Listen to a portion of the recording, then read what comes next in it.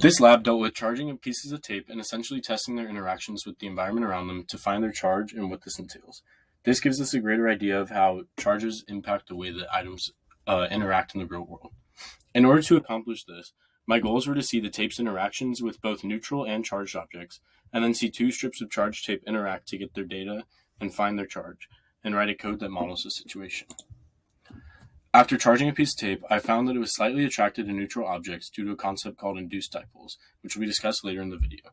I was able to determine that the tape was positively charged when it stuck to a pen that I had rubbed against my hair in order to give that pen a negative charge. I was able to assume this because objects of opposite charges attract. In the experiment, we stuck two identical pieces of tape together to give them each a positive charge and hung one between two books on a desk. I brought the second piece of tape below this until the hanging tape began to float due to the electric field of tape A, and their identical charges pushing them apart. I found that the force of the electric field was strong enough for this when they were approximately 1.75 centimeters apart. This lab applied all the principles of physics that we have been studying up to this point. First, it displayed how objects of the same charge repel one another. Since the floating tape had the force of gravity pulling it down, the force of the electric charge had to be at least equal to this gravitational pull in order to keep the tape floating. I found this value for the force of gravity and the force of the electric field of tape A by finding the mass of the tape and then multiplying it by the acceleration due to gravity.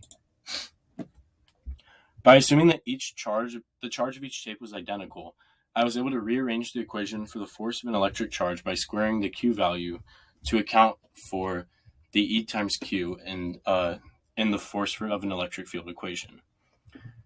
I then rearranged this equation to isolate Q in order to find the charge of each tape.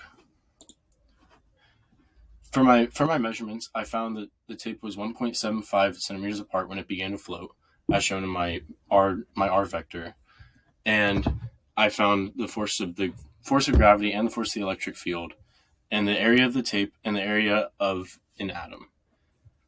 Using these values, I found the charge in coulombs and the total number of atoms on the piece of tape. I was then able to use the charge divided by the charge of a single electron to find how many electrons were missing on the tape or were deficient compared to protons.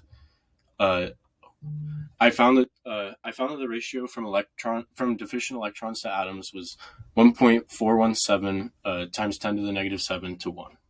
Here's my code and model that I generated in Glowscript to represent the experiment and calculate the charge and forces of the tape.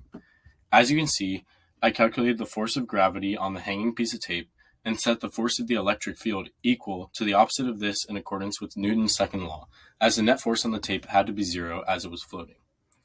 I then rearranged the equation for force of an electric charge to isolate Q, and in order to find the charge of the tape. I then plugged this into the electric charge equation to find the electric field vector and plotted the forces acting on the tape as arrows in my model. As you can see in the model, they're equal and opposite, showing that that piece of tape is constant or stagnant. And I also had to make the assumption that the charge of each piece of tape was in the center rather than distributed throughout the piece of tape in order to make these calculations. If the roles of electrons and protons were reversed, and electrons had positive charge while protons had a negative charge, the experiment would have been similar in many ways. The two charged pieces of tape still would have repelled one another, as they both would have had the same magnitude charge, only negative instead. The tape also would have still induced dipoles on neutral objects and generated weak contraction, as shown by my model. The negative charge of the tape, in this case, would have pulled the positive charge towards it and a slight negative charge away in a temporary dipole on the neutral objects. In this lab, it was extremely important to interact with the tape as little as possible in order for it to maintain its charge, as touching the tape would have transferred electrons from my hand to the tape, reducing the positive charge in the tape and reducing the effects of the tape on objects around it and the results of the experiment. This experiment overall tested our ability to calculate the charge of objects in a real-world scenario and reinforced the role of charges and interactions between them, with electric fields repelling items of the same charge and attracting the opposite. It applied many of the concepts we have learned so far this semester.